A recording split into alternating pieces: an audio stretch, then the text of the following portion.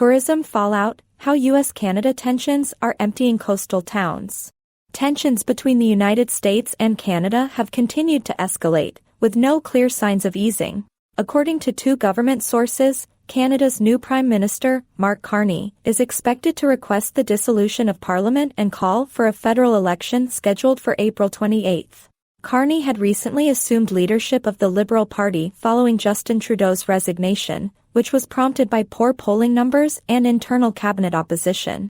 Despite stepping down, Trudeau has remained a target of criticism from U.S. President Donald Trump, who publicly referred to him with mocking titles and labeled Canada as one of the most difficult nations to negotiate with.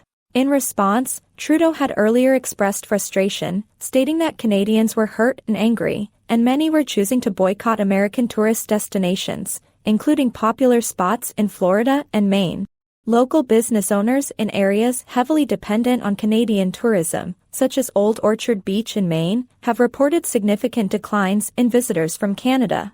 For example, Sterling Morse, owner of the Point of View Inn near the border, revealed that about 90% of his regular clientele, mainly French-Canadian families, have cancelled their bookings. Morse noted that some of these families had vacationed at his inn for decades, often reserving the same rooms year after year. The cancellations, he explained, began shortly after Trump's inauguration and escalated as tensions rose. Morse said longtime guests contacted him to express their disappointment, and many openly cited Trump's rhetoric and trade policies, particularly threats of tariffs and proposals to redraw the U.S.-Canada border, as reasons for canceling their trips. Business owners like Morse are facing significant revenue losses, especially in seasonal towns where the summer months generate the majority of annual income.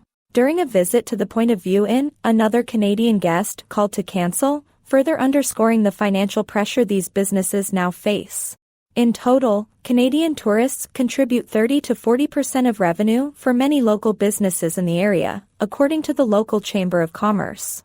Although some establishments, like the Alouette Beach Resort, have not yet experienced cancellations, they report hearing deep frustration from Canadian patrons. Many of them expressed their disapproval of being referred to as the 51st state, emphasizing their strong sense of national identity and rejection of the annexation narrative. Business owners are cautiously optimistic that tensions will eventually ease, but they remain concerned about long-term impacts. For Morse, who studied in Montreal and maintains a close connection with Canada, the situation feels personal. He acknowledges that Canadians' anger is understandable and that their decision to stay home reflects a renewed expression of national pride. Despite efforts to persuade some to reconsider, Morse says many Canadians remain resolute in their decision to stand with their country. The ongoing strain illustrates the broader consequences of hostile political rhetoric and trade disputes, not just in diplomatic circles, but on the ground, where real people and businesses are affected. TWN Trade War News is dedicated to bringing its audience timely, reliable, and insightful coverage on global trade issues. In a world where economic power shapes geopolitics, understanding the forces behind trade agreements, tariffs, sanctions, and negotiations is more important than ever.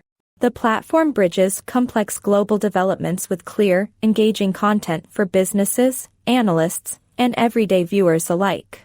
From emerging trade wars to collaborative pacts, TWN breaks down what's happening and why it matters. Viewers are encouraged to support this mission, subscribe to the channel, like the videos, and share them with others. By staying informed and engaged, everyone can play a part in understanding and navigating the future of global trade.